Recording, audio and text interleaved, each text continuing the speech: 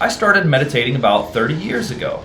I learned my first meditation techniques from my first martial arts teacher. So the single point in mind meditation technique is a very powerful concentration technique for meditation. And it involves concentrating on particular chakras. And the chakras are energy centers in our energy body. Not only do you develop concentration and the ability to hold your mind still, but once you become adept at this particular meditation technique on the chakras, you can raise the Kundalini energy. And the Kundalini energy is a very powerful energy of transformation.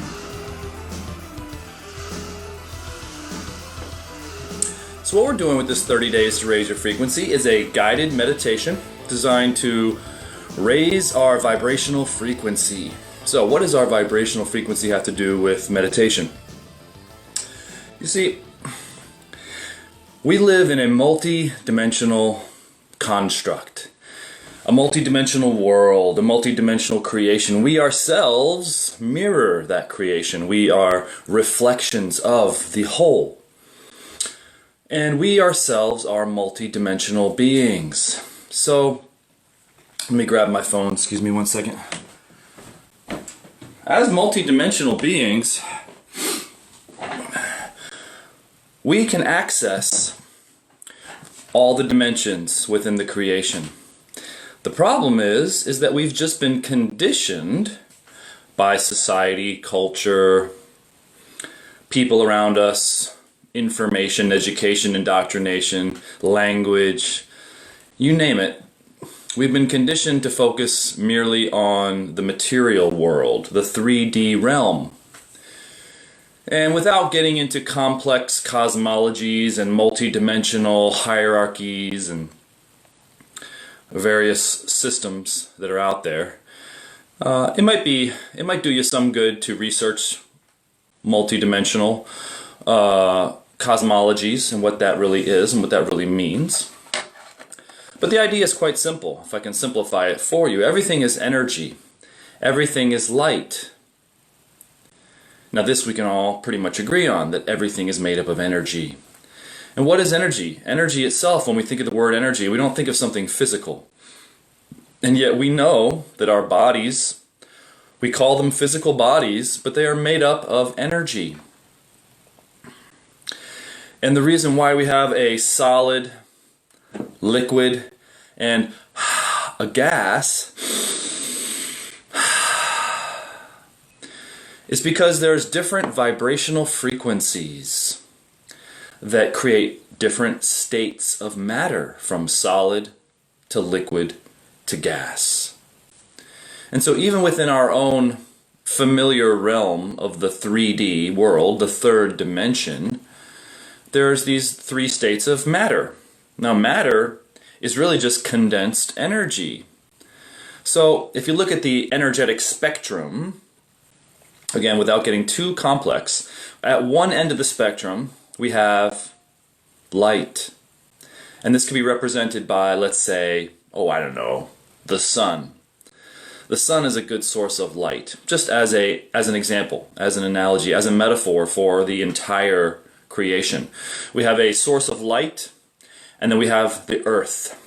Now, according to what we've been taught, the earth is a cooled, condensed, hardened version of light, of energy, of a star, of the sun, right? So this is a good idea that our bodies are simply a condensed version, however we came to be, whatever your philosophy is on the subject, whether you feel that we've been created, evolved, made by aliens, whatever your theories are, the facts are what they are, is that we have a body. The body itself is made of energy, but it appears to be solid.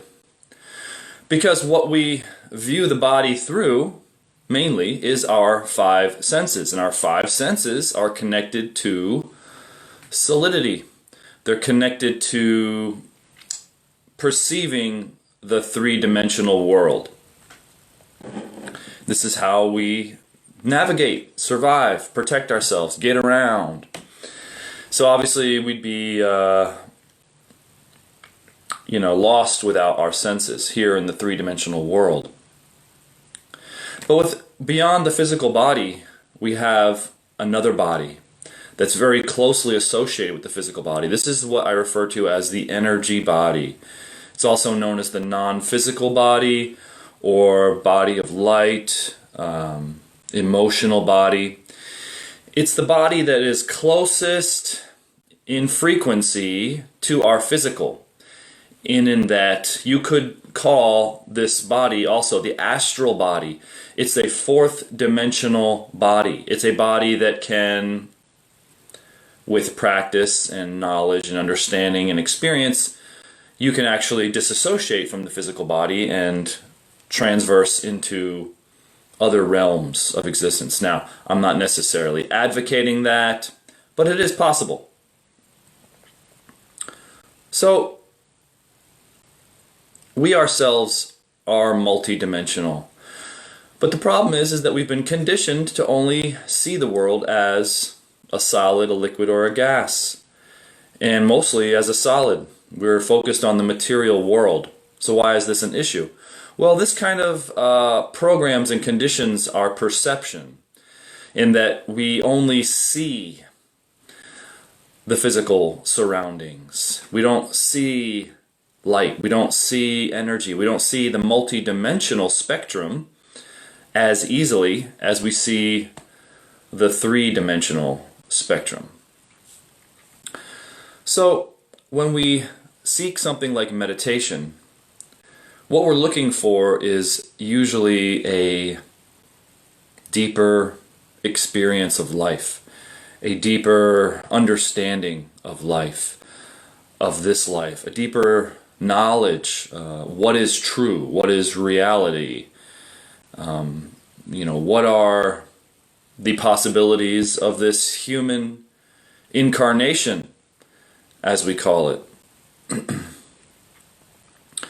And so when we sit down to meditate, what we experience is the tendency to stay trapped up into the physical senses. And this is purely due to the fact that we are conditioned.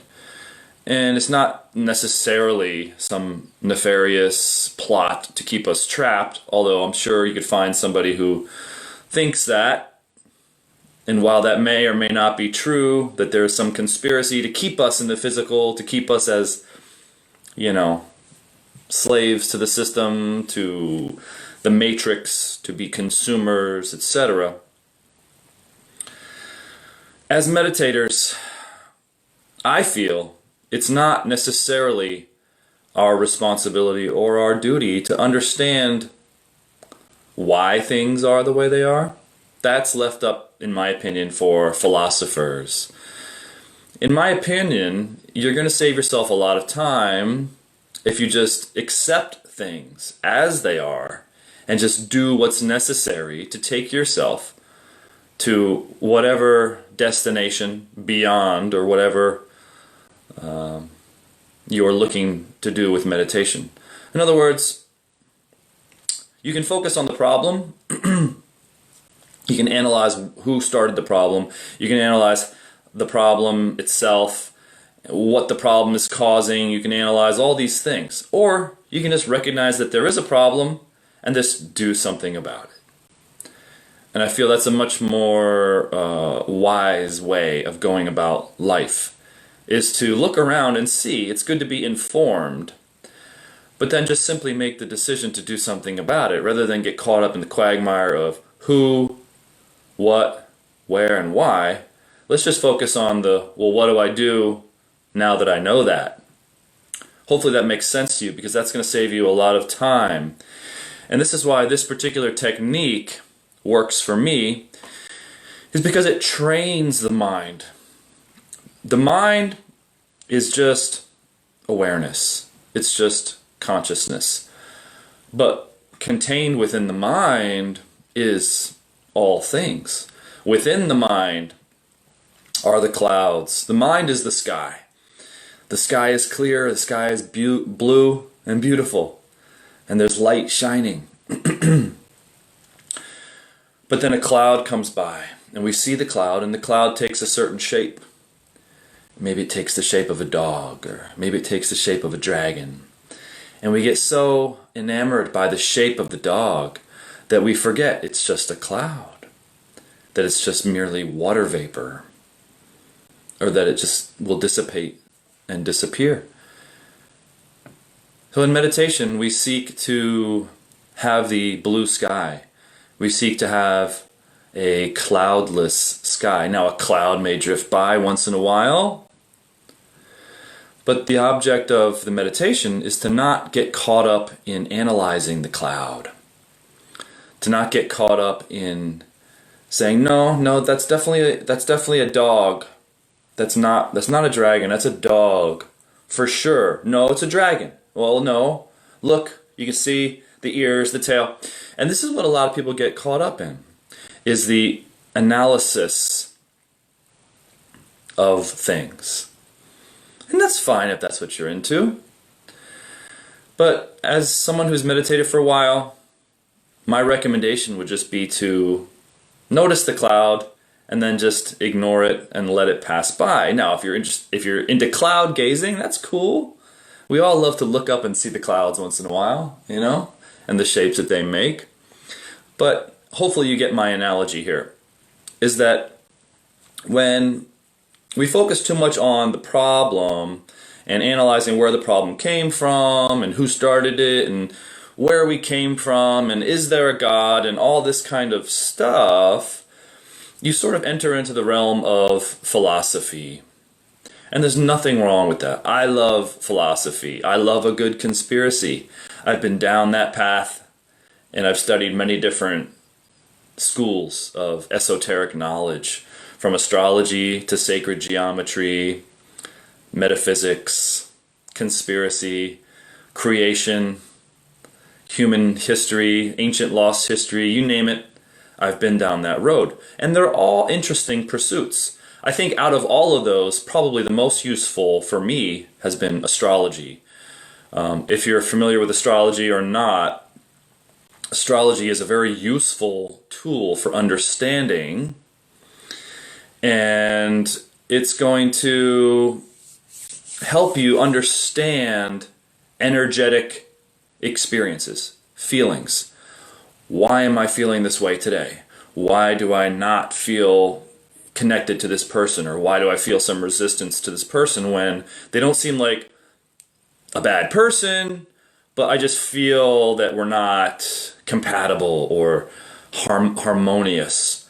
And so understanding astrology can really help you understand, number one, yourself, but number two, others, and also number three, if you had to do it in order, what's going on with the moment, or what's going to happen next week or next month or later in the year, to know when there are key times or transits that will be harmonious for you, that will make it an easier time, because we do exist in a realm of time. Time is a cycle. Cycles have consequences. They have beginnings, middles, endings. Life is a cycle. Birth, maturation, decay, and death. The cycle of life. So astrology really is about understanding time and how it changes. So that's really the one pursuit that I do take very seriously. And if you are interested in astrology, then what's up, Ash?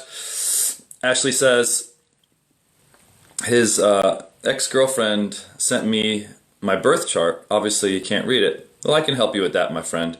If you want to private message me, I do read birth charts. I'm not an advanced astrologer, but I know a little something about birth charts. And because really, I think the most important tool that astrology offers, the most important aspect of what astrology offers, is the understanding of ourselves, the understanding of our own tendencies, our own energetic tendencies.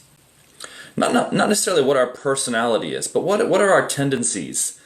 our aversions, our dislikes. Why are we intellectual, or why are we emotional, or why are we extroverted, and why are we introverted? So astrology can really explain a lot of these things. And I feel like it's very important to know thyself when you're starting out on the path of self-discovery. Kind of makes sense. And astrology also has a very deeper karmic understanding, in that when we're born, why are we born different? Why are we born with a different astrological configuration? We're all born at different times. And that time imprints us and creates a certain length of span of life, of time. And, why are we... So astrology can really kind of help us understand why we are the way we are. So that when we have a deeper understanding of certain tendencies, we can know that, oh, this is the reason I've always been this way, and this is the reason why other people necessarily aren't this way, or are this way. And it just really helps to understand yourself, others, and what's going on. So for example, and I know I'm kind of getting off track with this, but bear with me. I have an app that tells me when the moon changes signs. The moon is very important because the moon affects our mood. And you may not understand it, but it has everything to do with frequency, with vibrational frequency. It has everything to do with geometry, with music. Shape creates frequency. This is why it's very important to have a good posture in meditation. This is why it's very important to hold your mind at a certain point, because it's the shape of our mind. It's holding not only your body in a posture, but it's holding your emotional body in a posture, and then it's holding your mind in a posture. Just like the practice of Hatha yoga or various physical yoga systems where you physically hold your body in a posture, and although it might be uncomfortable at first, you get stronger. Although you might be inflexible at first, you become more flexible. So meditation to me is a very similar process. It's a multi-dimensional version. And in that we're holding our body in a certain posture, this creates a certain frequency. We're focusing on a chakra, and this creates a certain frequency. We're holding our mind as still as we can, and this creates a certain frequency. Remember, stillness is at the top of the pyramid. There's not really anywhere you can go from stillness. There's not really anywhere you can go off the top. It's just a point. So if we can actually hold our mind at a point, imagine it like this. If we can hold our mind at a point, a mind wanders, and we finally hold it at that point of stillness, we are creating the highest frequency we can. And this transduces, this affects our entire body. Not only does it affect our mind, but it translates into purifying and refining our emotions, which in effect affects our physical body. Remember, the connection between our emotional body and our physical body is extremely important. In truth, the health of your emotional body, the energy body, with the chakras, greatly affects the physical body. I'm no medical doctor. Not that I don't, have some experience with medicine, nutrition, and understanding the body, but I have a bit. But, some people believe that certain emotions that can get stuck within the energy body can actually cause illness within the physical body. And it makes perfect sense to me. We just haven't been taught or shown the importance of the energy body in our mainstream society. Of course, we have to go outside of the mainstream. Of course, it's coming more into the mainstream because it's being recognized as how important it truly is, the health of the emotional body. is so connected to the health of our physical, mental, our happiness, our immune systems. As I spoke about yesterday, the heart chakra is related to the thymus gland. The thymus gland is right around here, next to the heart, in the upper heart chakra area. And when we focus on the heart chakra and we can open up and feel the beautiful, loving energy coming from the heart chakra, this actually stimulates the thymus gland. The thymus gland and the entire glandular system in the body is responsible for secreting hormones that keep us healthy, happy, strong, energized. But particularly the thymus gland is one that affects our immune system. It produces immune-boosting hormones and chemicals. Now, I'm no expert on the glandular systems of the body, but I absolutely urge you to research a little bit about how the chakras are related to the glands of the body.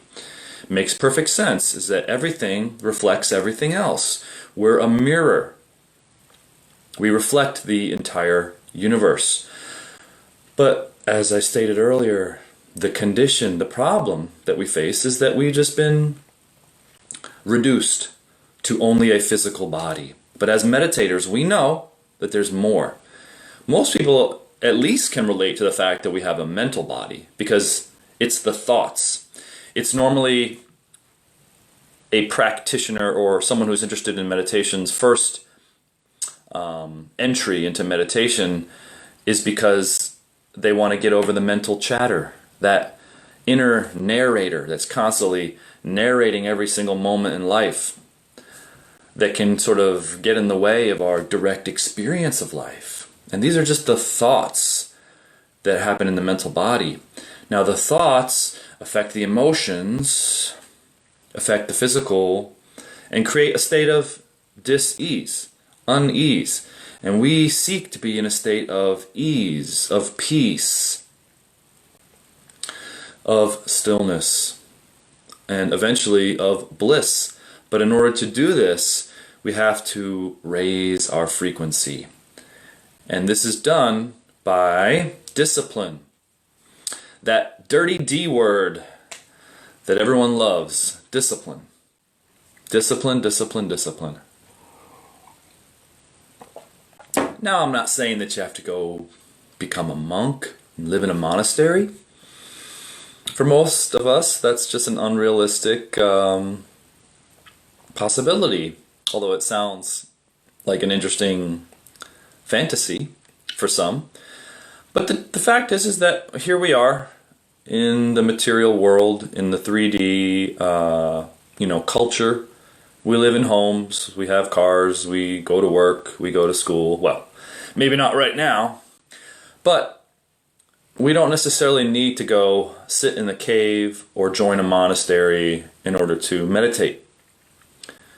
Because a lot of times when you escape to the cave or escape to the monastery, although it might be helpful for you in the beginning to kind of get away from the world and renounce things, it's eventually going to be a challenge if you want to integrate back in the world to then be confronted with all the worldliness that is such a distractive force, that is such an attractive force.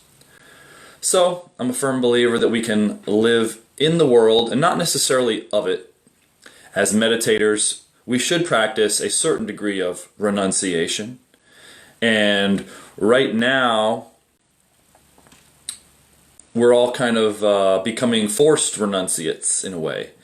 And in that, the lockdown, the quarantine, we're all in our homes, going out just for essentials, etc., has kind of given us a little taste of what it's like to be a renunciate of the world. We're not going out and doing our normal social activities, and therefore we're distancing ourselves from others, and perhaps limiting our contact with others. And obviously through social media, we might have increased our communication with others.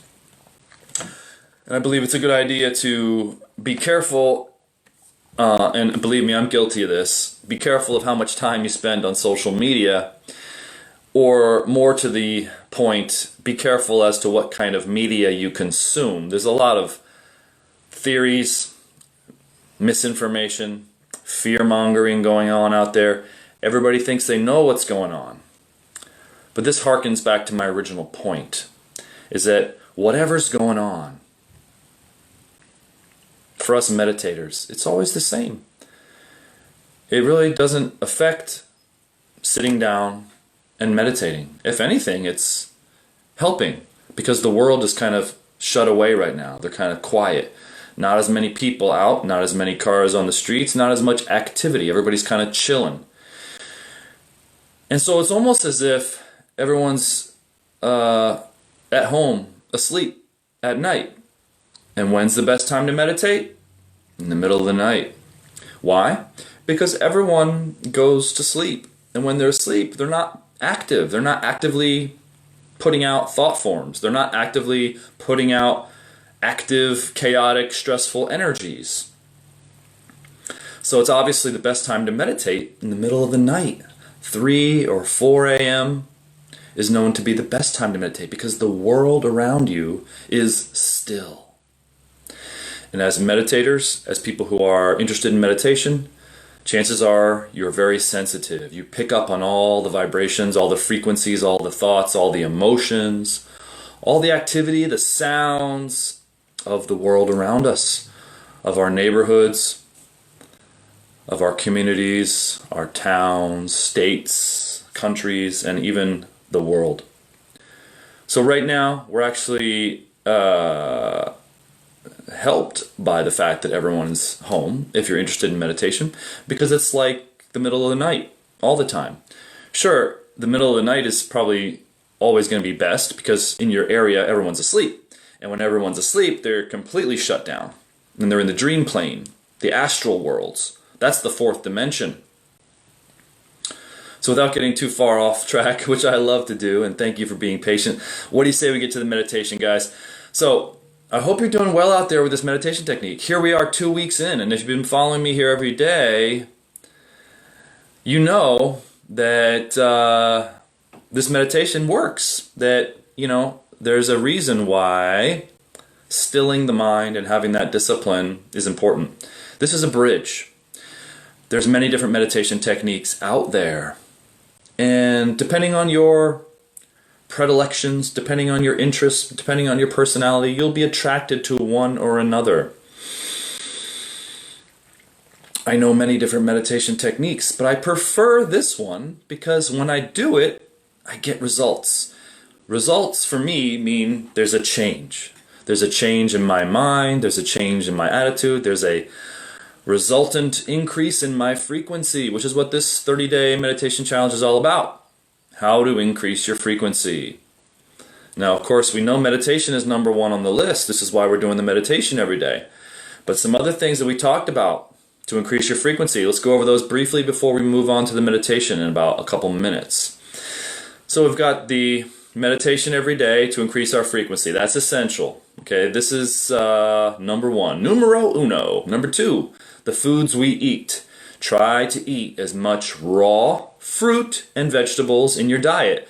I'm not saying you should become a fructarian or vegetarian, but just make sure you include a couple pieces of fruit a day, some raw veggies with your meals when you can.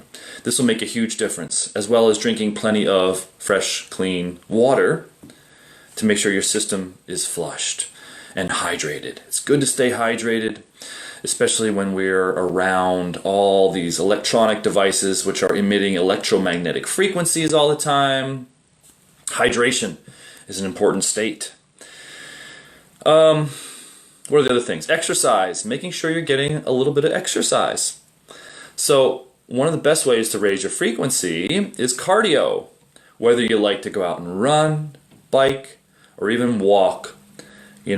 Going out for a jog, a run, a walk, or a good long bike ride will greatly enhance your mood because it breaks up any stagnant energy, any blocks.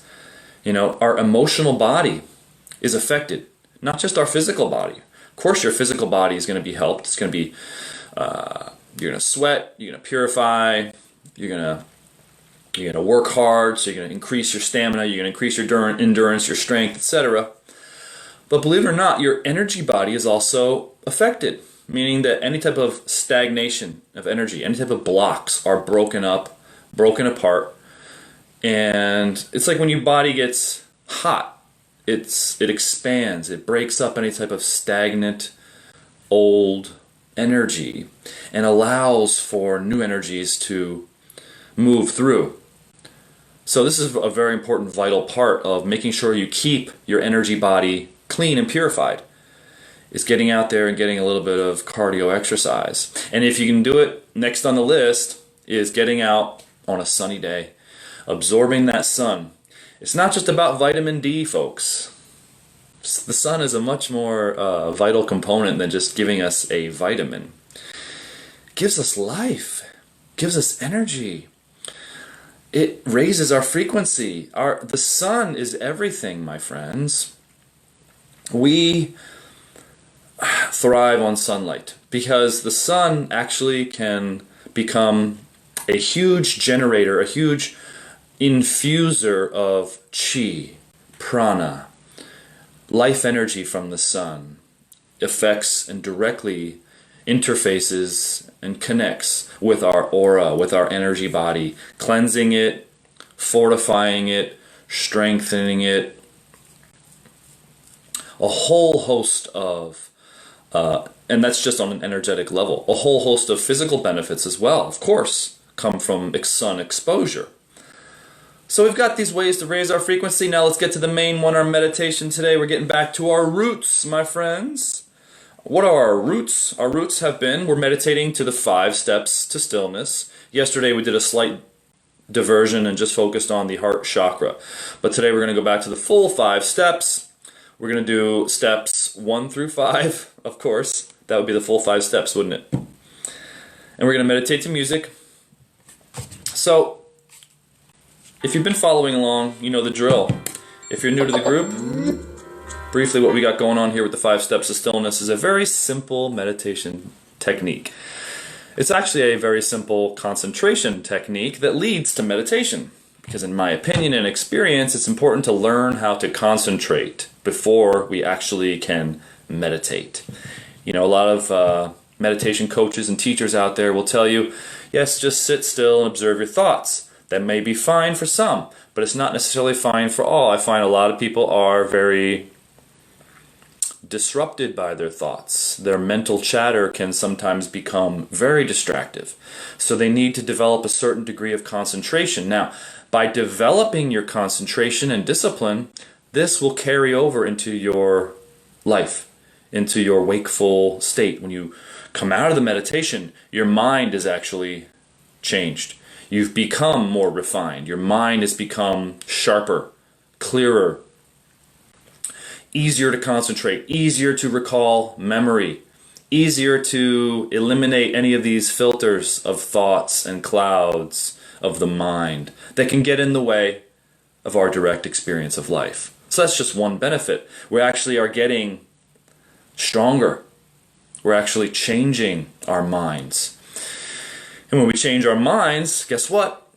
You got it. You change your life because everything is through the mind, the body, the emotions. This is how we experience life. This is how we go through life. So obviously if we change, our experience changes. So we seek to become higher frequency beings so that we can exist on higher levels of consciousness, higher levels of awareness on a regular basis. This is the whole point, is evolution, change. This is what the spiritual path is all about. It's not necessarily sitting down. Now, of course, meditation will make you calm, will make you wise, will make you clear, will reduce anxiety, will help you sleep, all those other good benefits that you hear. But the truth about meditation is that people want to become free, liberated, enlightened. They want to move beyond the trap, the attachments. They want to overcome the suffering that they're experiencing from the attachment of our awareness to the body, because we know the body is temporary. Okay, enough of that sermon. Let's get to the meditation, Rob. So I'm going to talk you through the 5 steps to stillness. Hopefully you've got your yantra printed out. If you haven't printed out a yantra, these are available for free download at the top of the group in the announcements section. You print one out, you put it on the wall. What this is designed to do is to take your eyes, focus on the central dot right there. And through that process, you're developing your concentration, your single-pointed concentration. So this is a technique called single-pointed mind. And by developing our single-pointed mind, well, you get all the benefits I already talked about. So step 1, we focus on the yantra. Steps 2, 3, and 4, we turn that focus inward and we bring our attention to the chakras in our energy body, and we feel the chakras. The ability to feel is key. Not just visualize them, not just hold your mind there, but actually feel. When we feel, we connect with the real. When we feel, we connect with the real, right? Because it's really there. It's not just an imagination. It's not just a visualization. It's an actuation. It's an actual experience. And what this does is it brings us to the moment. Because if we can feel that feeling, we are connecting with the now. We are in the moment, absolute. And then with step 5, we seek to go beyond all that and move into a meditative state, a state of higher consciousness. This is why I coined the phrase concentration to consciousness. Because concentration is who we are. We are concentration. Consciousness is what is. Always, eternal, presence. Consciousness, is the substance that makes up all things. Consciousness is the essence of all things, and it's already there. It's already existing. So what are we stilling? We're stilling what is in the way. This is why it's the 5 steps to stillness. Because once what's in the way becomes still, well, guess what's left, my friend? Consciousness! Thank you. Gotta have fun, guys. Most important lesson I've ever learned is don't take yourself too seriously. Let's go. Gotta pull up my Bluetooth speaker here. Here we go. Now, I'll talk you through each step. A little bit of music in the background. The music helps to guide us through each step. Each song is about 4 minutes, so we're doing about a 20-minute meditation here. So we begin. Whether you're sitting in a chair or seated on the floor, keep your back straight. Good posture. Sit in a position that's comfortable enough that you can sit there for a long period of time. Take a couple deep breaths and relax any tension.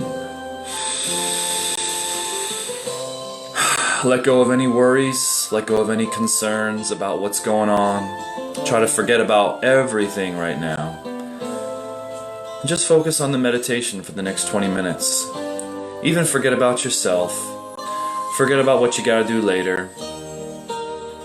What's important is focusing on each step. So for step 1, if you've got a yantra printed out, we're gonna focus on that central dot of the yantra. Using our eyes in a process known as gazing. Hold your gaze, hold your attention on that center dot. When thought comes in and out of the mind, simply ignore it and try to hold your attention on that central dot for as long as you can without wavering. Here we go.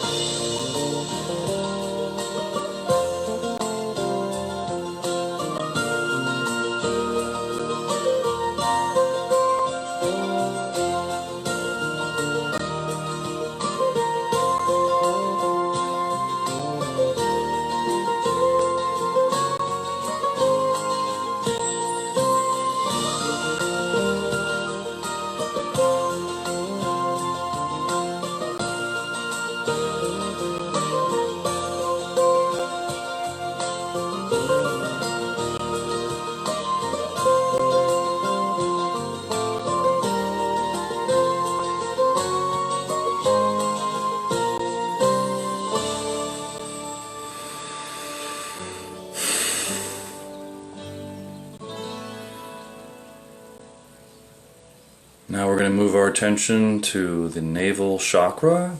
Close the eyes gently. Press the fingertips about an inch below the belly button.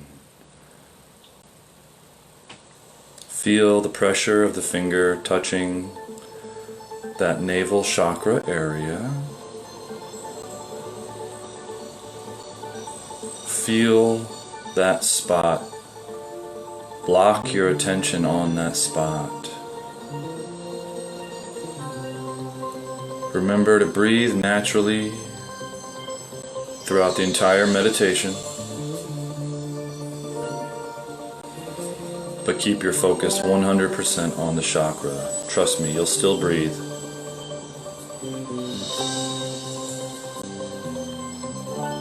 And once we've established connection with that navel chakra, remove the finger. Continue to hold your attention on feeling that navel chakra. And when thoughts or mental wanderings happen, just ignore it and move it right back to the navel chakra. Try to hold it on the navel chakra as long as you can, unwaveringly.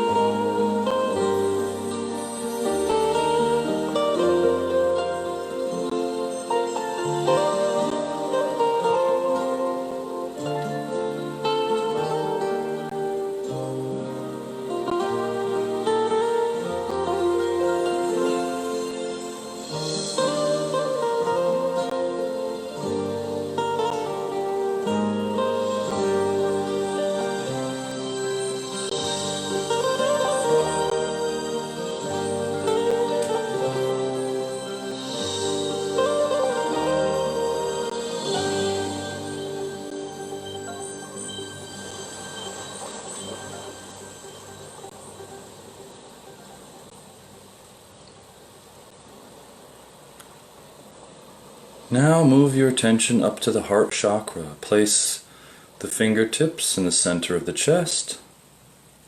Press gently, feel the spot. Readjust your posture, open up your chest. Take a big deep breath. Continue to breathe naturally throughout the rest of the meditation. Remember, the chakras are in the energy body. So try to feel the chakra as energy, as they are in the energy body, surrounding and moving through the physical body.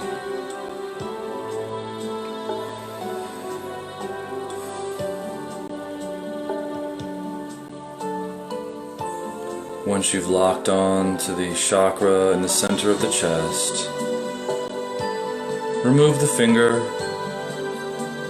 and continue to hold your awareness on feeling that heart chakra area. Feel the energy around that area.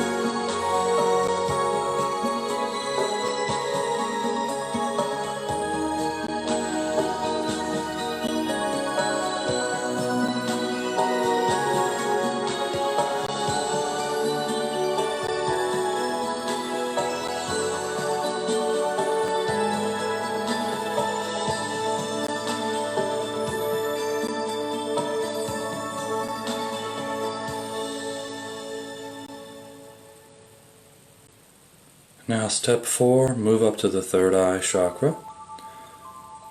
Gently place the fingertip between the eyebrows and about an inch above.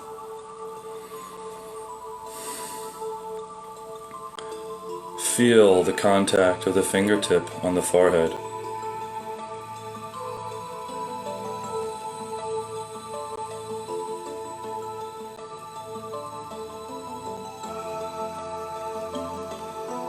When you're ready, remove the finger and continue to hold your attention on feeling the third eye chakra.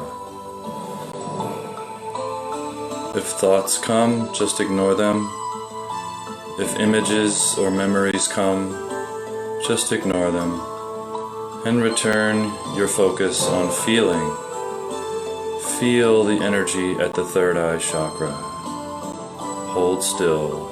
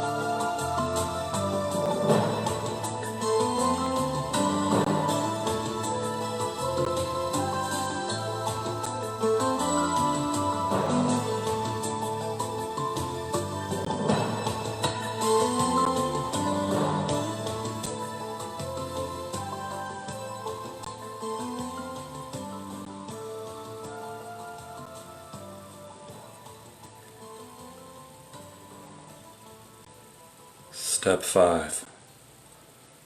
Continue to be released into the stillness. Surrender all control, all concentration, all focus. Just let go. Release any tension in your body, in your energy, in your emotions, and in your mind. Dissolve into the stillness and just be. This is meditation.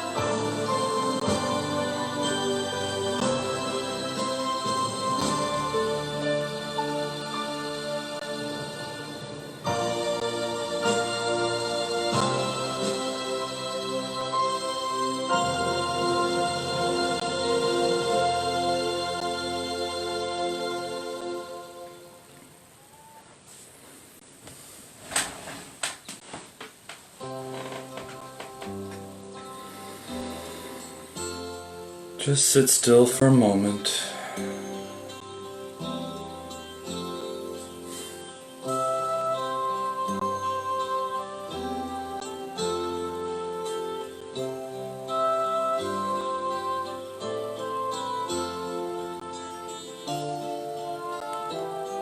Notice the tendencies of the mind,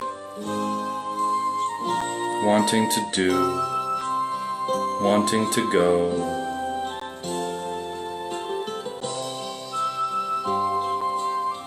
the attachment of our attention,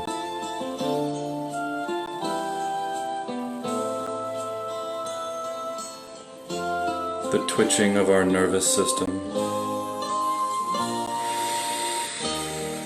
Take a breath.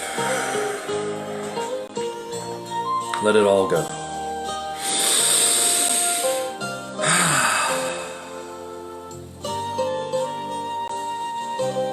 When you're ready, come on back home.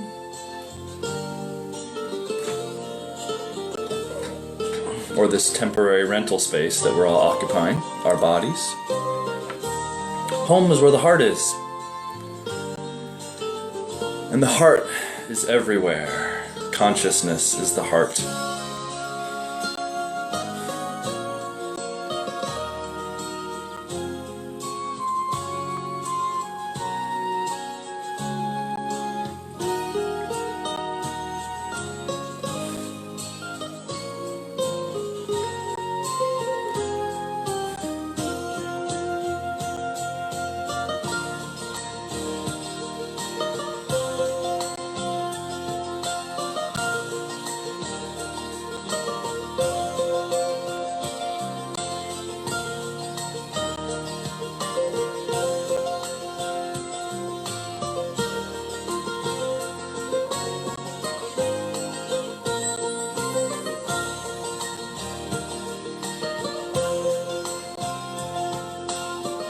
It's who we are.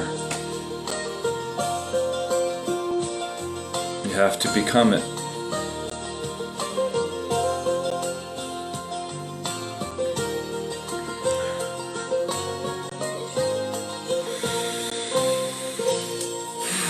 There's a few moments after the meditation where we integrate back. Our awareness comes back to the physical body. Everything feels a little more tactile. There's a certain clarity. There's a certain pop. There's a certain grace. A certain feeling of equilibrium. Calm has been established. This is what we now practice, our mindfulness, in order to sustain this awareness, this feeling of ease. And when we go about our activities for the rest of the day, we can try to remain in this state for as long as we can. Being mindful, aware. It's a process. And then we come back again tomorrow and meditate and do it all again. Well, thank you again, my friends. It's been a pleasure. And not much to say. You guys have a great day. Take care. We'll see you in the next video. So long.